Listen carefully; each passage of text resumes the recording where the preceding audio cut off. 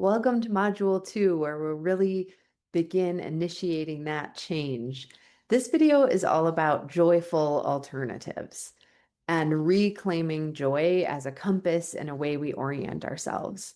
For being real, a lot of our digital media environment is focused on outrage, hustle, comparison, grinding, but you were not put on this earth to be efficient or informed. You're here to feel alive. And joy is a huge part of that. And joy isn't some frivolous thing. I think often we're taught to believe that if we're joyful or playful, that that's silly and not productive and not useful. But joy is something that makes us feel genuinely good. It's expansive and creative and connective. It isn't selfish or silly. What makes us feel joy is important guidance. And our goal in this course is not to get rid of media, but rather to bring back joy and connection into our lives, to notice what nourishes us and actually choose that. And many past participants have had success doing exactly this. So I'm going to tell you some of their stories just to give you a little bit of inspiration and encouragement, right? Not so that you're going to do comparison and think, oh, those other people did it, but I can't, but rather to understand that this does work and it is possible to feel good and you deserve to feel good. So one participant told us, I didn't even realize how much I was numbing until I put my phone in a drawer during dinner.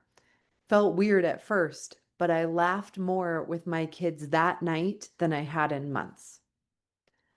Another talked about starting painting again. I hadn't picked up a brush in years.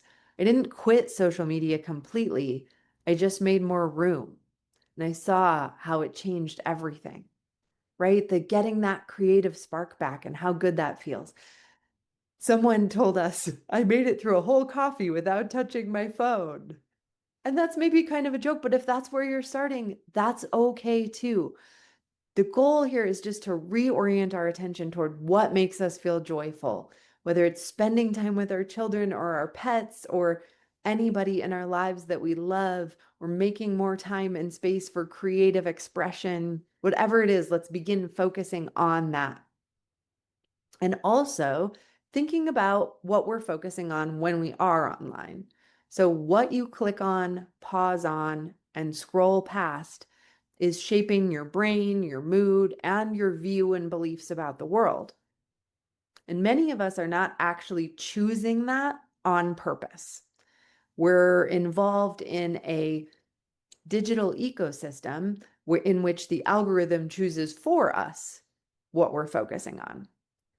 And so that might mean that one of your intentions is to curate your feed, right? To get rid of following or at least mute all those accounts that are making you feel ugh, and begin focusing on things that inspire us. In this next assignment, what you'll be doing is setting some goals or intentions. I prefer the word intentions because it gives us a lot more fluidity and flexibility, and also being intentional cultivates that skill of noticing how we're feeling. If we're being intentional, then we have to really pay attention to how we're feeling.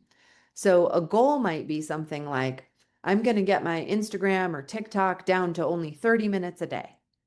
And that's a goal, and that's fine. But then what happens when we break it? Or what are we even doing with that 30 minutes? Is that 30 minutes fulfilling and inspiring and full of joy and laughter? Or is it doom scrolling? An intention might be something more like, when I'm online, I want to feel connected or inspired, not anxious. And that kind of distinction then gives you freedom and feedback. You can gently check in and you're not punishing yourself and saying, I have to stop, but rather becoming curious about how you're feeling when you're online. And this, again, is a major part of what has worked for past participants, is by leaning into that curiosity rather than trying to brute force it with willpower. So really getting curious about what lights me up. What do I want more of? what makes me feel joy, and then building from there. And I cannot stress enough how important joy is in our lives. Little children know this. They know that they're here to play and to have fun and to enjoy their life. And yes, as we grow, it may become true that we have responsibilities, we have things we need to attend to. And it's also true that we can make space for more joy in our lives, and that this is not frivolous, this is important because our emotions are important.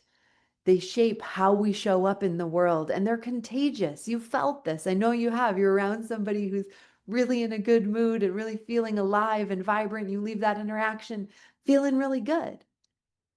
And maybe you're around somebody who's a little bit of a bummer and you leave that interaction feeling not so good, right? And so this is evidence that you experiencing joy is not selfish, because that joy is contagious. And so begin this week. And if it feels good, you can journal about it. Write down what is joyful to you. It's going to be different for everyone. What makes you feel and experience and live joy? And so coming up into this next survey where you're setting intentions, make sure that those intentions are focused on what really makes you feel good. Your goals and intentions aren't punishment. They're not saying, oh, I'm so bad, I have to get my TikTok down. No, they're saying, I want to feel good and I want to do things that make me feel good because I deserve it. We're not doing rules. We're not doing punishments. Cultivating a belief in ourselves that we deserve to feel good.